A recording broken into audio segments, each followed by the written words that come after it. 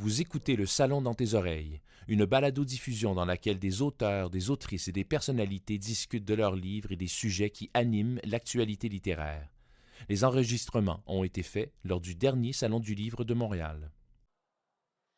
Bonsoir, je m'appelle Elsa Pépin. Je suis très heureuse d'être avec vous pour cette discussion de 45 minutes avec Louise Dupré et France Caillouette. Bonjour Louise, bonjour France. Bonjour Elsa. Bonjour. Alors, discussion qui s'intitule Corps, chant et révolte. Je voulais juste dire avant qu'on débute que Marie-Hélène Voyer devait être de la discussion aussi. Elle a un petit peu inspiré aussi la réflexion. Alors, juste une pensée pour elle, elle ne pouvait y être. Alors, ça devient un tête-à-tête, un dialogue, mais je voulais quand même juste qu'on ait une pensée pour elle. Alors, on va réfléchir aujourd'hui, oui, au corps féminin, aux révoltes. Et dans le fond, France et Louise sont deux voix, deux poètes qui explorent le lien entre le corps féminin et le territoire que le corps habite, le territoire que le corps façonne. Louise Dupré, elle est là pour La peau familière, parue aux éditions du Remue-Ménage, et France Caillouette pour Arbre debout sur nos paupières, un recueil de poésie paru aux éditions du Passage. Et les deux écrivaines posent la question du corps habité. Un corps qui aime, qui transmet, qui ressent, qui s'enracine. Donc, cette rencontre, c'est un peu pour réfléchir à la manière dont les femmes écrivent avec, justement, le corps, les gestes, et comment ça s'inscrit dans leur appartenance au monde. Alors, vous allez voir, je pense que ça va être bien intéressant. Je présente les invités rapidement. Louise Dupré, bon, vous la connaissez sûrement. Elle est née à Sherbrooke, poète, romancière, dramaturge, essayiste. Vous avez fait de tous les genres littéraires, on peut dire. Ouais. Polyvalente. J'ai tout essayé. Essayé. Qui a été professeure à l'UQAM pendant de nombreuses années, et de 1981 à 1984, qui est l'époque où elle a écrit La peau familière. Elle a fait partie du collectif des éditions du Remue-Ménage, donc ces éditions qui existent toujours, éditions féministes, de littérature féministe. Elle est l'auteure de plus d'une quinzaine de titres. Elle a obtenu plusieurs prix, dont 2 fois le prix québécois du Festival international de la poésie et 2 fois le prix de poésie du gouverneur général. Elle est traduite dans une quinzaine de langues. Sa poésie témoigne d'une réflexion profonde entre l'intime et le politique. Et en 2020, plus récemment, son recueil Plus haut que les flammes a fait l'objet d'un long métrage réalisé par Monique Leblanc et produit par l'ONF. Son dernier recueil de poésie, c'était Exercice de joie, qui a connu un grand succès, paru en 2022 aux éditions du Norrois et aux éditions Bruno Doucet à Paris. Elle vient aussi de faire paraître cette année à la fin de l'année dernière, L'homme au camion chez Héliotrope, un très beau récit, très touchant, où elle revient sur la relation avec son père, 10 ans après l'album Multicolore, où il était question de sa mère qui est décédée à l'âge de 97 ans. On pourra revenir au père qui est quand même en filigrane présent dans ces textes-là. La peau familière, donc, ce sont 3 recueils, les premiers recueils de poésie écrits par Louise Dupré. Donc, La peau familière, suivi de Chambre et de Bonheur, paru dans les années 80, qui viennent donc d'être réédités. C'est une trilogie qui est encore vraiment d'actualité, et c'est assez fascinant de le constater qu'en 2025, ces textes-là résonnent à ce point. Et c'est des textes où on visite donc les lieux du féminin à travers une poésie du quotidien, où le corps de la femme enregistre, se souvient, vibre, tremble. Pour en nommer que quelques façons dont le corps réagit, parce qu'il y en a plusieurs. France Caillouette, bonjour. Alors, France est née en 1960 et elle vit à Carleton-sur-Mer. Elle a enseigné la littérature aussi, la création littéraire au collégial, et a publié plusieurs recueils de poèmes aux éditions du Norrois. Jolivante de débarras en 2008, Voix indigène en 2014 et Doublure du monde en 2021. Et là, Arbre debout sur nos paupières, c'est son premier recueil paru aux belles éditions du Passage. 8e recueil, je crois. Oui, tout à fait. Et on s'intéresse aux liens qui se tissent entre les paysages extérieurs et les paysages intérieurs. C'est surtout la relation intime entre le corps et la forêt. Les arbres, évidemment, c'est la thématique du recueil. Alors, on sent que le souffle humain rejoint celui du vivant de diverses façons.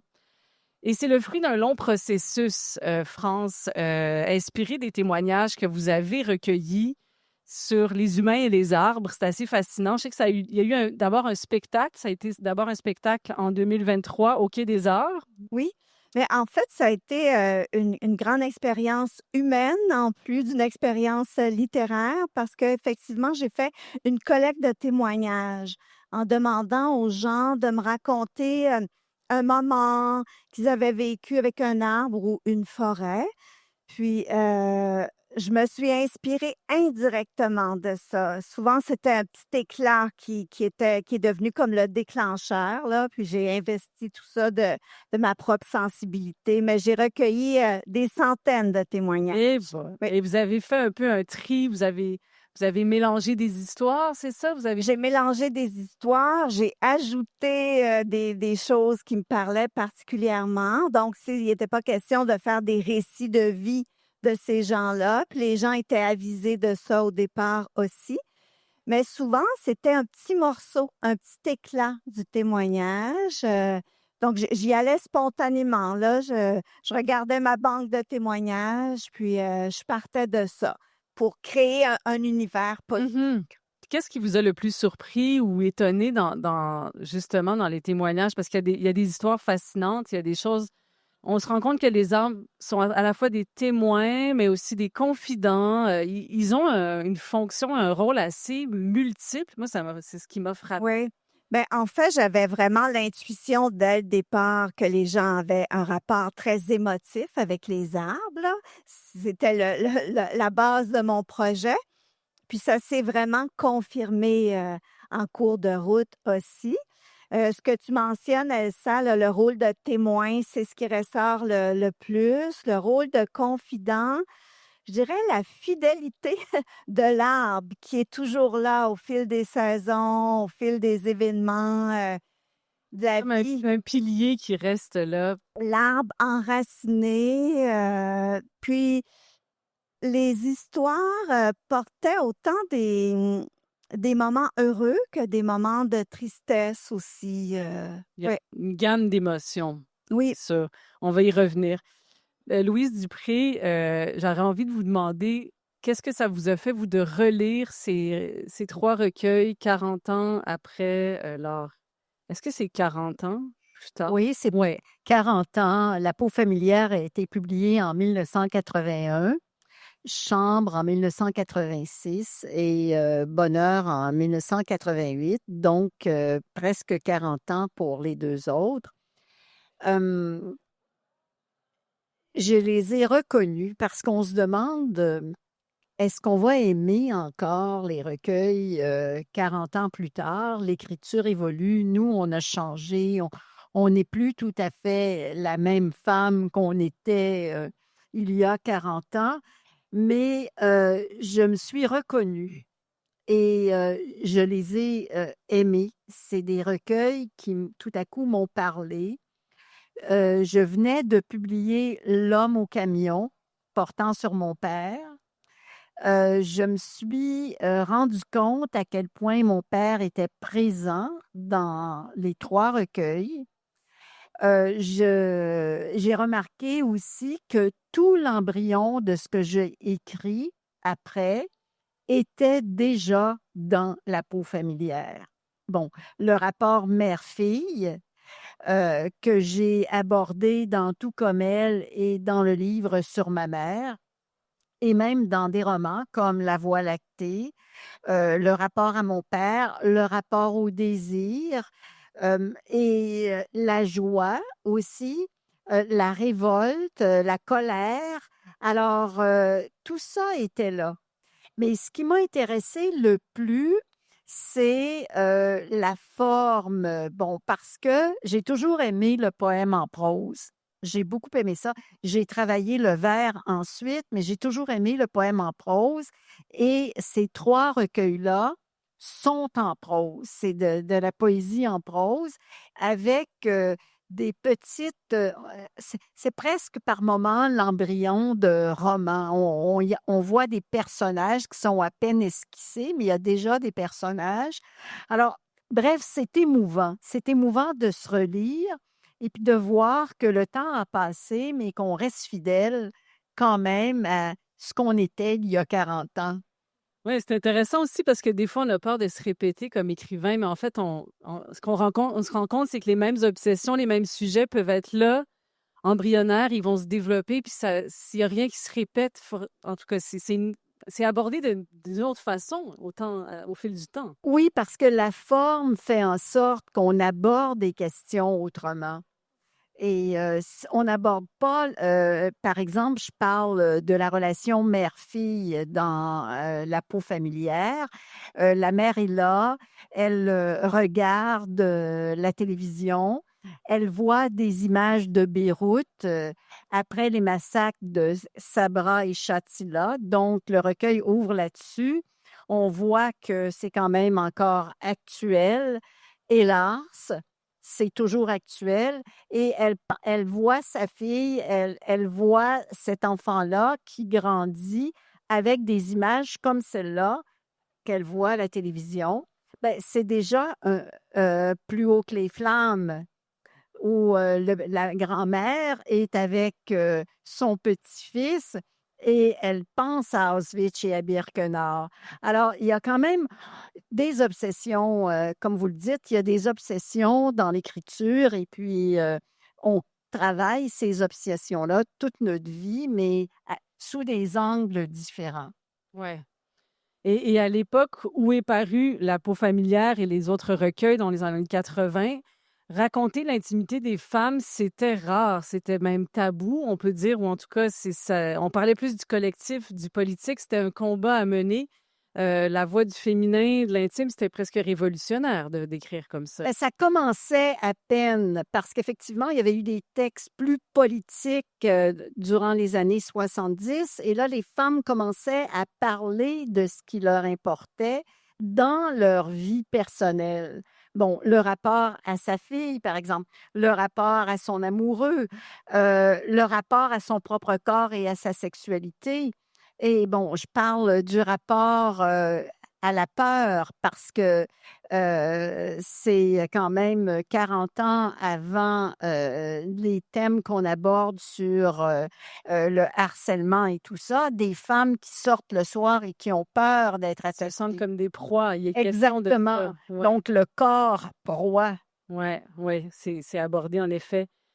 Je me demandais en quoi la question du corps féminin, France, est-ce que je sais qu'il y a quelque chose peut-être qui est plus enraciné dans la connexion au vivant, à la nature, mais en quoi le corps féminin vous a inspiré dans l'écriture? Mais j'ai réfléchi à ça avant de avant de venir, mais c'est sûr que la nature, c'est vraiment un thème, prédominant là, dans mon parcours. Mais je crois que ce qui distingue peut-être, en tout cas, la partie, féminine, il me semble que qui distingue peut-être tout ça, c'est mon rapport spirituel aussi avec la nature, qui passe bien sûr par le corps. Moi, je vis en Gaspésie, donc où la nature est prédominante. Fait que c'est sûr que d'entrée de jeu, j'ai, une autre approche, une autre relation, avec la nature. Il y a une sorte de, c'est vraiment notre toile de fond, et j ma relation avec la nature, elle est très sensorielle aussi. Donc ça aussi, je pense qu'on peut faire un lien là avec la vision, féminine. Il y a une sorte de sensualité, je pense, dans mes récits, mais en lien avec la nature. Oui, il y a quelque chose de très incarné, l'attention au sens, à la sensualité. On parle d'écriture, on a parlé d'écriture féminine. En tout cas, on peut maintenant se dire que ce soit des hommes ou des femmes, peu importe, mais ça a passé beaucoup par le féminin au départ de parler de sensualité et du corps. C'est comme s'il y a une façon pour les femmes d'écrire à partir du corps qui n'existait pas avant. Ouais, est-ce que vous voulez en... Ben, effectivement, je pense que le mouvement qui s'est mis en place avec le féminisme a abordé, je dirais pas pour la première fois parce qu'il y a toujours des précurseurs, mais le corps des femmes la relation de la femme à soi-même et à l'autre, le corps amoureux, le désir, mais pas seulement ce corps-là, le corps malade, le corps le corps apeuré, le corps effrayé, euh, le corps qui veut s'unir à l'au-delà, à une spiritualité, que cette spiritualité-là soit appelée Dieu, la nature, le monde, l'univers. Donc, il y a tout ça chez les femmes à ce moment-là. Je sais que pour ma part, l'écriture part du corps. J'ai une écriture pulsionnelle. Tout part pour moi. Je commence à écrire, je dirais, dans le ventre. Mon écriture se situe ici, puis ensuite elle monte jusqu'à la tête. Ça vibre dans le ventre comme... Oui. Oui. C'est intéressant d'essayer de comprendre ce que ça veut dire, l'écriture du ventre. Oui, on parle. Je suis pas du tout cérébrale, même si je suis une universitaire. Et vous êtes capable de faire de la théorie Je aussi. suis capable de faire de la théorie, mais c'est une théorie qui vient. Oui, je suis une terrienne. Je suis une terrienne avant tout. Je ne suis pas une aérienne. Et par rapport au corps aussi, c'est ce que je remarque, c'est que même quand c'est comme ça avec la nature aussi, même quand je ne parle pas du corps, le corps est comme un prisme. C'est la même chose pour la nature aussi. Puis souvent fragmenté. Les épaules, les mains, c'est comme au cœur de... C'est le mot prisme qui me vient là, à l'idée. Je vois, on dirait, à travers le corps, à travers le paysage. Intéressant. Est-ce que je peux dire quelque chose? J'ai beaucoup, beaucoup aimé dans ta première suite. Je m'étais jamais rendu compte de ça quand tu dis le poing est plus petit que le cœur. En tout cas, tu le dis beaucoup mieux que moi, là.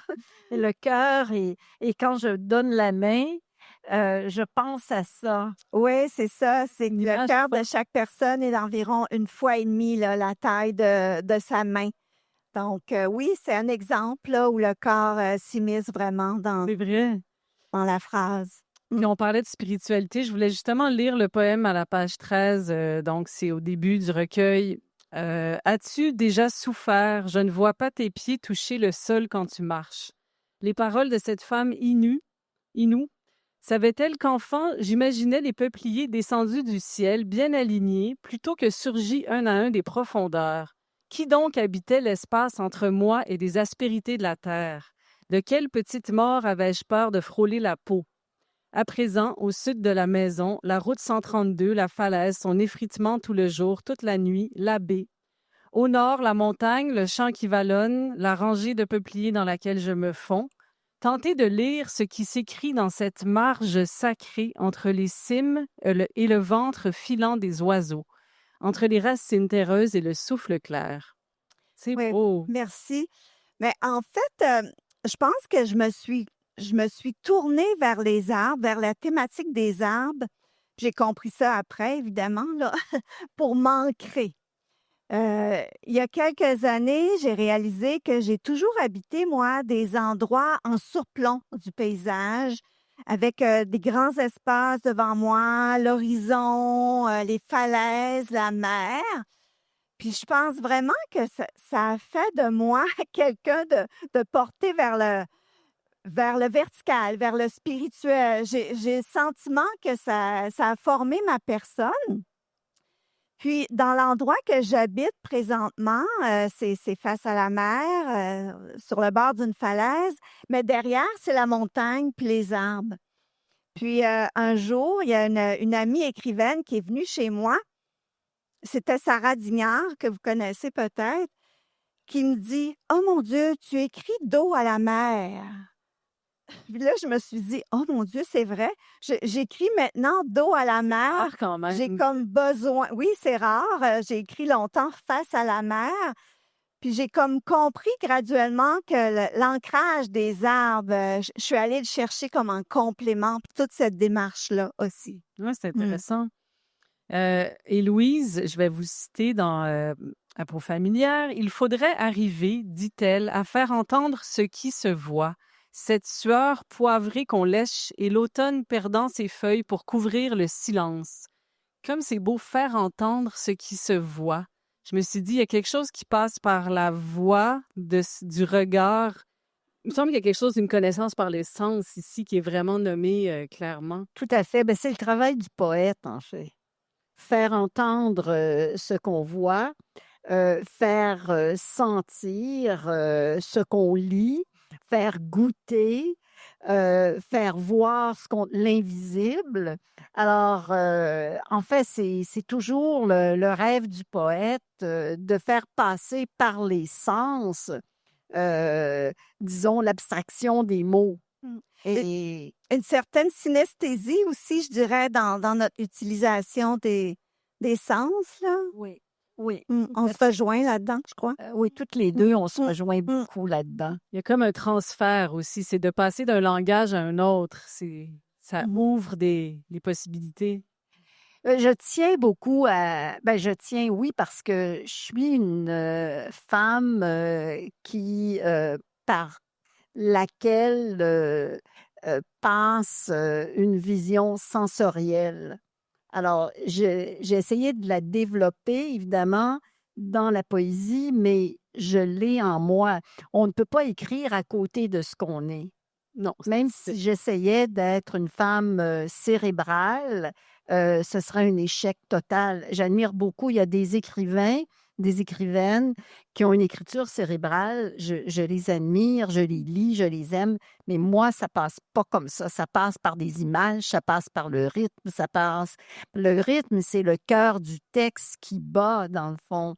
Alors, ça rejoint ton Mhm. cœur Ouais. dans ton texte. L'attention au monde aussi, on est vraiment ça nous amène en dehors du rationnel, je pense aussi, l'attention aux détails du monde. Mm. ouais. Clairement, les deux, il y a beaucoup de choses qui portent sur l'attention. Oui, tout à fait. Je voulais lire aussi une première section du poème, de la section Apprenti peuplier. C'est très beau d'ailleurs comme titre de section.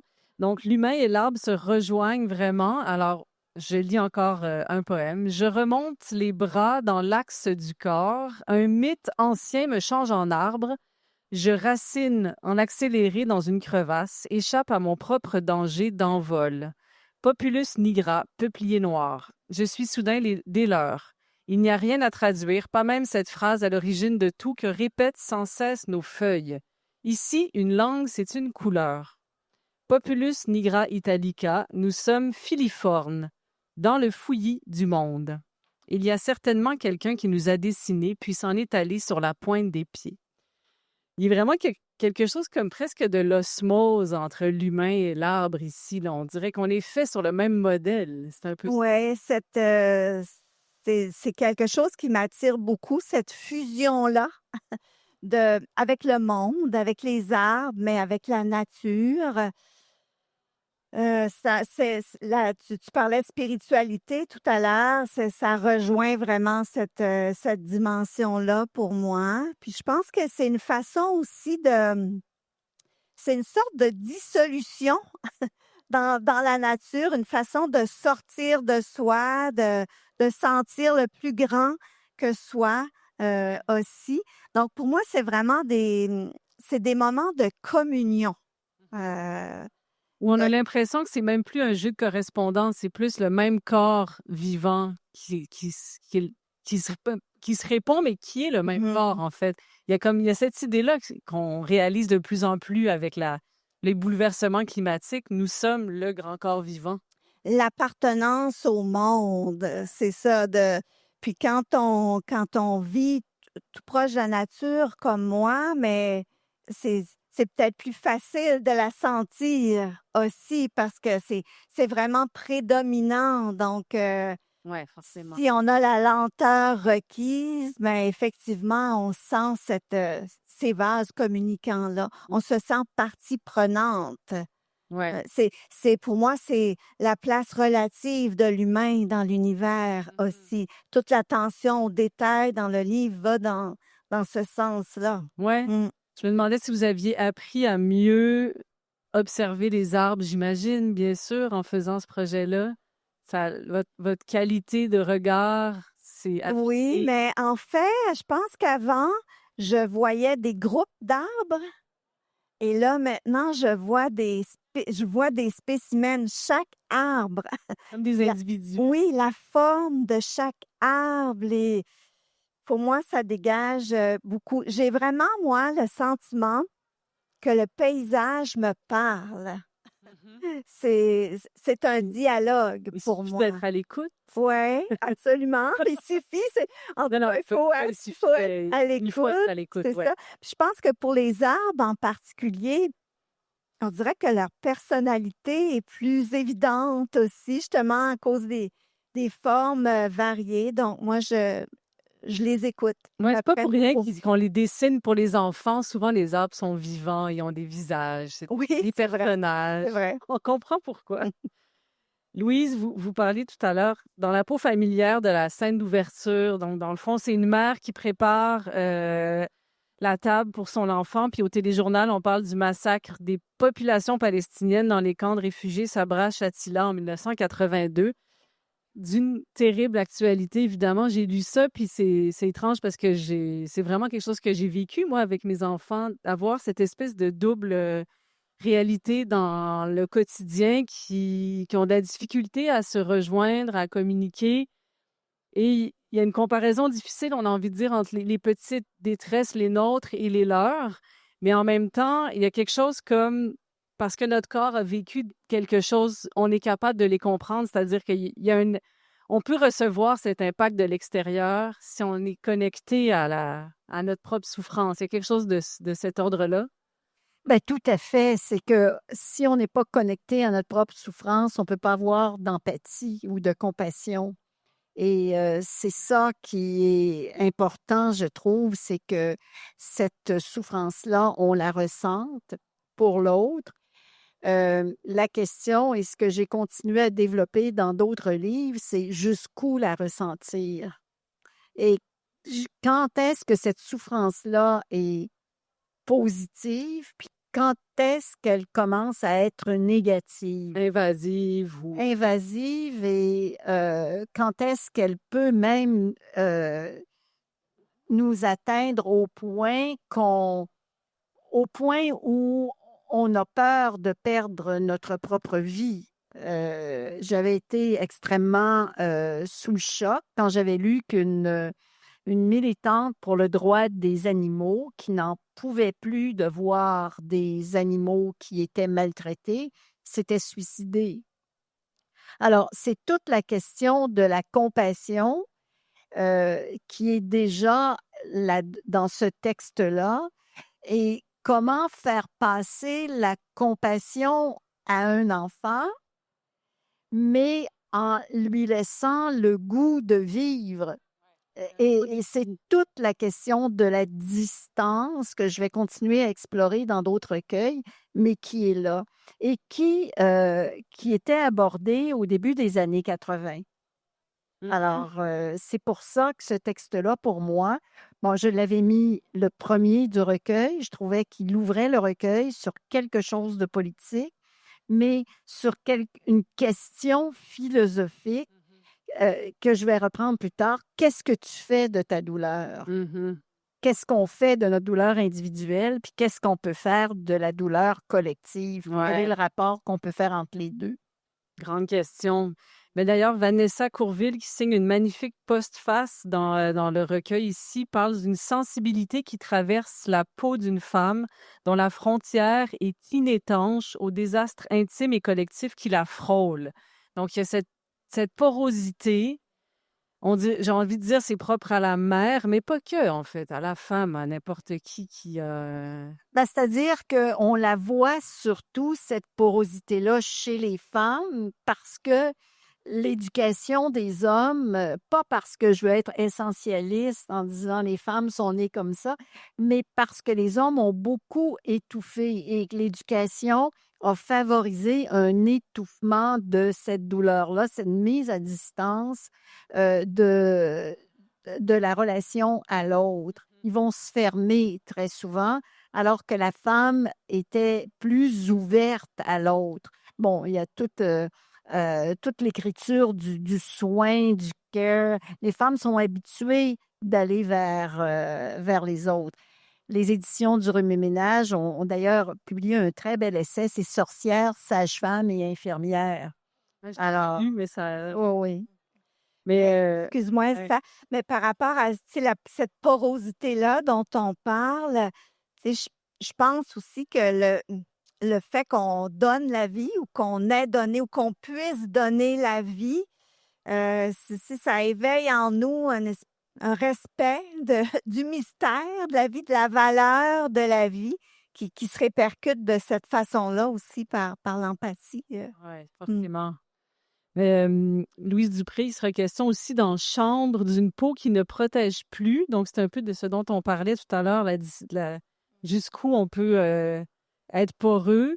Vous écrivez impression de murs friables, de papier, de cloisons transparentes et rien ne protégerait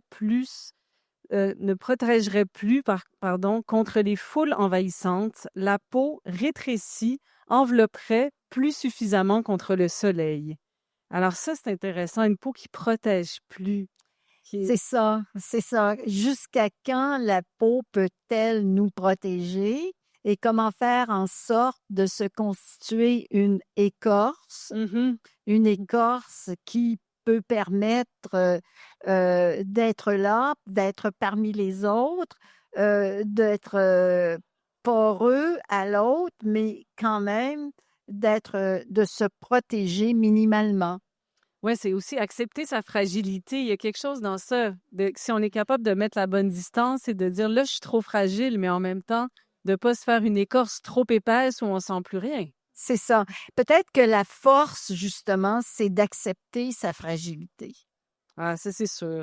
Ouais. Puis comment faire coïncider ça, cette souffrance-là qu'on reconnaît, mais aussi la joie, la douceur qui est à côté, comment on assume ça, comment... J'ai pas de réponse, mais c'est une question qui a pas fini de nous suivre, là. Mais pour moi, c'est une question d'équilibre. On n'a pas le choix de nourrir l'autre versant. C'est pour s'en sortir. C'est évidemment. Je voulais lire un autre poème. C'est toujours par les textes que c'est intéressant de rentrer. Dans la cédrière où je me suis retiré quelques bouleaux à papier. Leurs zébrures noires sont des yeux en amande fixés sur moi. Comment me voir comme ils me voient? Que savent-ils déjà qu'aucun ver patiemment arraché au néant ne pourra m'apprendre? Leur écorce pèle, s'enroule sur elle-même et forme des rouleaux qui laissent parler le vent. C'est peut-être aussi cela écrire, tenter de se regarder soi-même comme nous regardent les bouleaux. Laisser se détacher de son corps de fines lames de mots, n'être rien de plus que le support du vent. C'est intéressant d'essayer de comprendre le regard des arbres, ou en tout cas de faire une comparaison avec l'écriture. Oui, bien comment sortir suffisamment de soi ou de ce qu'on sait de soi pour être un peu un réceptacle, pour accueillir ce qui vient nous nourrir, ce qui existe en dehors de nous, accueillir l'autre. Pour moi, c'est un travail constant, c'est un travail d'abandon. Pour moi, écrire, c'est encore difficile de m'abandonner. Il faut que je prenne toutes sortes de chemins de traverse, mais c'est important le plus possible pour moi d'arriver à cette espèce d'abandon-là, tout en... c'est moi quand même, avec toute ma subjectivité, bien sûr, qui écrit, mais j'ai besoin de sentir que ça vient d'ailleurs, de plus haut, de plus loin, de plus... Ouais, c'est pas que la petite subjectivité. Non, non. Louise Dupré, vous écrivez « Les filles souffrent tôt ou tard d'une longue maladie depuis que les mères lasses ont cédé aux violences et cela s'appelle le privé. » Ça, c'était quand même vrai dans le... Oui, mais ça, c'est ça, hélas, oui. Le privé, donc la sphère où les femmes peuvent vivre des violences, c'est ça aussi. La maison, le domestique, Dieu sait qu'on le voit depuis la pandémie surtout, avec le nombre de féminicides qu'il y a, avec les violences. On l'a vu aussi avec le mouvement Moi aussi. On revient à ça. Ouais, Oui, le fameux slogan féministe, là, le privé et politique, politique. c'est comme si on a besoin de le réentendre. Par- disons que quand j'étais adolescente et jeune adulte, les femmes qui se faisaient battre, qui se faisaient tuer, c'était du domaine du fait divers. Alors, c'était ça parce que, bon, on appelait ça des crimes passionnels. Oui, malheureusement. Bon, alors, oui, quelle passion. Et maintenant, quand on voit qu'il y a des milliers de femmes qui sont dans cette situation-là, on se rend compte que c'est un fait social et politique. Absolument. Et c'est ça que le féminisme a permis de comprendre, que ce qui était du fait divers pour la vie des femmes est devenu des faits sociaux et des faits politiques. Oui, dont il fallait prendre conscience et prendre Exactement. en charge. Est-ce qu'en relisant aujourd'hui ces passages-là, où vous replongez il y a 40 ans, vous dites, OK, on a vraiment évolué, là. Il y a quand même, où il y a encore beaucoup de chemin à faire. C'est-à-dire que la pensée a évolué, l'écriture a évolué, mais la réalité, malheureusement, est restée la même. Ça, c'est assez décevant de se rendre compte que ces recueils-là sont toujours actuels. Ouais. J'avoue qu'il y a quelque chose là de à On la aimerait- fois beau, mais en même temps, on se dit, ben, la situation mondiale n'a pas évolué de ce côté-là. Non. Ouais, non, c'est dommage. On aimerait que l'écriture ait peut-être plus d'impact. En tout cas, vous écriviez en 1998, écrire avec une conscience féministe n'est pas appliquer à son écriture les théories du féminisme, mais explorer le féminin à partir de sa propre subjectivité. Donc, il y avait à l'époque de ces recueils un désir de faire passer la subjectivité dans l'écriture, notamment par le corps, et le désir de libérer ce désir-là aussi. Il y a des passages qui sont écrits en lettres majuscules, là. L'orthodoxie n'agit pas ou commande le désir. Ne plus négocier désormais les termes de la passion.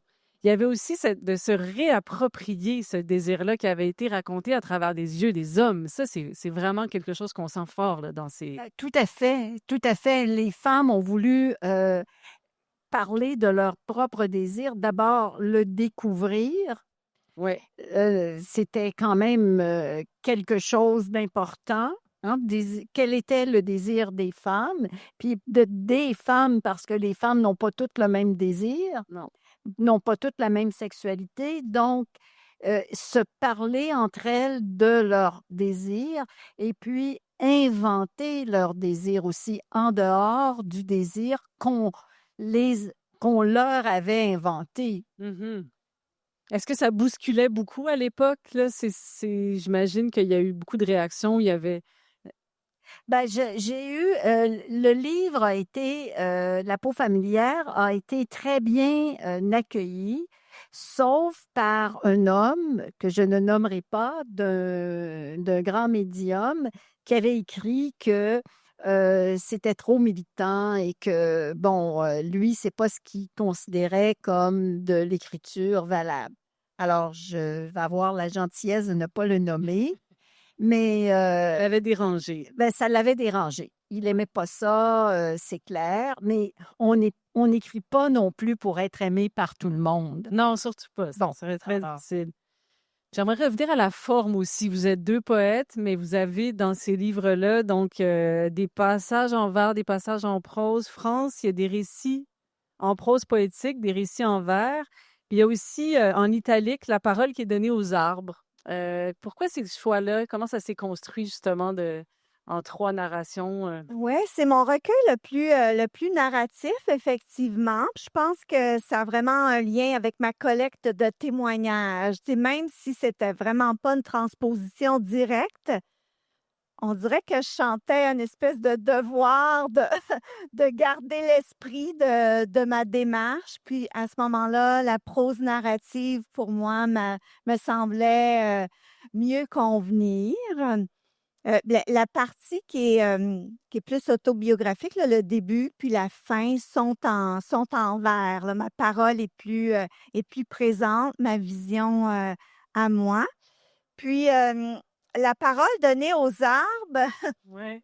c'est venu spontanément, là. Je voyais quand même un danger de je voulais pas tomber dans l'anthropomorphisme, là, mais je pense que le contexte a fait en sorte que ça passe autrement, là. Pour moi, je crois que c'était une façon de replacer l'équilibre, là, humain, nature, dans le fond, de leur donner la parole au même titre que j'ai compris ça après, là, c'était pas rationnel comme ça au moment mais je m'en souviens quand c'est arrivé, j'étais en voiture, puis j'ai dit: «Ça va être un texte au nous, puis c'est les arbres qui vont, Ah, c'est très beau, c'est vont très parler». naturel. On se dit pas tout à coup, voyons pourquoi il parle. Je sais pas Bon, pourquoi je tant l'ai mieux. lu de manière, c'était très fluide. C'est des beaux passages. C'était délicat quand même, là. J'avais Ouais, peur à de plusieurs. ça, l'anthropomorphisme, là, mais puis je pense que quand je leur donne la parole, il y a parfois aussi, un appel au respect Ouais. sans qu'il soit moralisateur, là. C'était une façon de toucher peut-être, la dimension un peu plus écologique, Mhm. dans certains de Ouais, ces passages-là. ouais, Mmh, je comprends. mmh. Et vous, Louise, la forme, c'est vraiment écrit par fragments. C'est une forme qui a été beaucoup revendiquée par les femmes, celles qui avaient des enfants, ou enfin juste parce que les engagements, les tâches quotidiennes donnaient moins accès à du temps pour écrire des longs romans. Donc, l'écriture fragmentaire, un peu par nécessité, mais c'est devenu aussi revendiqué comme une forme qui exprime bien aussi une certaine pensée, une certaine sensualité. Moi, j'aime beaucoup la forme du fragment et j'y reste vraiment attachée. La poésie en prose permettait, ben, vous l'avez très bien dit, d'avoir des textes, parce que j'écris en suite poétique, des petits textes qui ont tous des liens les uns avec les autres dans une même suite. Et il y a comme des embryons de personnages, par exemple la mère, la fille dans le premier texte sur Beyrouth. Et il se passe toujours des petites actions, mais ces actions-là sont comme des prétextes pour explorer la subjectivité, les sentiments, les émotions, donner des impressions pour réfléchir. Et les femmes, à ce moment-là, avaient besoin de raconter leur histoire et passaient par la poésie en prose. Et, mais j'y suis restée attachée. Je suis restée attachée à cette forme-là, que je trouve très belle. Ouais, moi aussi, Mmh. j'aime beaucoup ça. Mais le fragment aussi, tu sais, ça témoigne beaucoup de notre réception du monde, je trouve. Tu sais, le monde ne nous arrive pas en grand plan, le monde nous arrive par petits morceaux avec le souci du détail. Pour moi, ça reflète ça aussi, Mhm. partie de boucher Ouais, pour savourer pas toutes les linéaire. nuances, toutes les variations.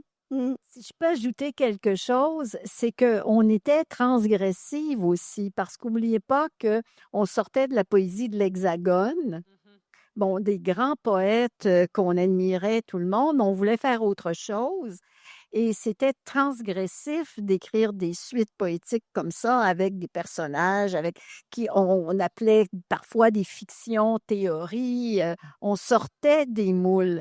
Ça permettait autre chose. Ouais, ouais, ouais, forcément, c'était nouveau, c'est ça. Il y avait. Mais il est question aussi, Louise, du corps de la mère accaparé par les enfants. Le fait aussi de ne pas avoir la tête pour la fiction, ça revient quelquefois. L'écriture tout au plus ménagère, tournée vers la liste d'épicerie, choisir l'œuvre ou l'enfant, et aussi qui suis-je quand la figure de la femme retourne à la mère. Ça me parle beaucoup parce que j'ai des jeunes enfants, puis le déchirement entre écrire ou s'occuper des enfants, il y a comme c'est quand même une tension qui est très présente dans ces recueils-là. Oui, tout à fait. Je pense que c'est un des grands dilemmes de la femme, surtout quand les enfants sont jeunes, et surtout de la femme qui veut écrire. Comment peut-on écrire? Que- peut- qui qui va être privilégié, la femme ou la mère. Oui, c'est Mais pas juste le temps d'écrire, c'est non, comment. ça se passe là, ça se passe dans la tête. Ouais, ouais, trouver la bonne, absolument. Euh, Louise aussi, dans la section Comme on le dit d'un paysage, vous écrivez: Je sais que la langue ne répare pas les défaillances. Écrire du lieu de ma disgrâce, là où mémoire avalée vive, on renonce à son talent. C'est beau. C'est vraiment, il y a quelque chose de. Oui, la langue ne répare pas, mais elle permet d'accéder à quelque chose qui. Est-ce que ça apaise? Je ne sais pas si c'est le bon terme, mais. Ben, comme on disait tout à l'heure, c'est tout le rapport à l'affect aussi, au corps qui ressent, au corps qui a peur, au corps qui est triste. Et ce sont des affects qu'on ne réussit pas à faire passer dans la langue. Quand ils passent dans la langue, on met quand même une distance avec ces affects. Et puis, on peut mieux respirer. Ouais. Et ça permet comme je l'ai dit ultérieurement, écrire ne guérit pas, mais ça permet au moins de nommer les choses et de faire un cheminement Ouais. subjectif. Ouais, tout à fait. Il y a quelque chose de très beau que vous écrivez vers la fin, Louise. Tous les jardins se ressemblent. C'est dans le bonheur, c'est ça le dernier. Tous les jardins se ressemblent, les arbres au couchant pareils, le parc, la forêt encerclant les villes, le bois dur de toutes les chambres où nous aurions pu nous retrouver. Tu t'appuies simplement contre la fenêtre et voilà, lire, le jardin, la végétation, la moitié blanche du mot bonheur. Il y a quelque chose de beau là, dans cette idée que tous les jardins se ressemblent. Il y a quelque chose de connu dans ce paysage, dans la beauté de la nature. Je trouvais que ça, pour conclure là, notre discussion, il y avait quelque chose qui se rejoignait dans. C'est comme rassurant de voir que cette nature-là est toujours là et elle est universelle. On se sent moins peut-être isolé. Et puis lire, on est dans un salon du livre. Alors, voilà, donc on peut être tout près de la végétation, mais si on peut l'écrire ou si on peut lire la végétation, c'est encore préférable. Oui, en effet. La végétation puis la terre, tu sais, j'ai souvent cette conscience aiguë, tu sais, de me rappeler que la Terre flotte dans l'espace. Nous sommes sur une boule qui flotte dans l'espace. Il me semble que si on se rappelait ça plus souvent, on agirait peut-être différemment. Et pour moi, ça nous renvoie au mystère de la vie, à la grandeur, puis à notre fragilité aussi. Absolument, c'est vrai. C'est une belle image. Merci beaucoup, mesdames, pour cette belle discussion. Louise Dupré, vous allez être en séance de signature, donc au kiosque Remi Ménage, et France Caillouette chez les Éditions du Passage. Merci beaucoup. Merci beaucoup, Elsa. Merci d'avoir été là. À vous.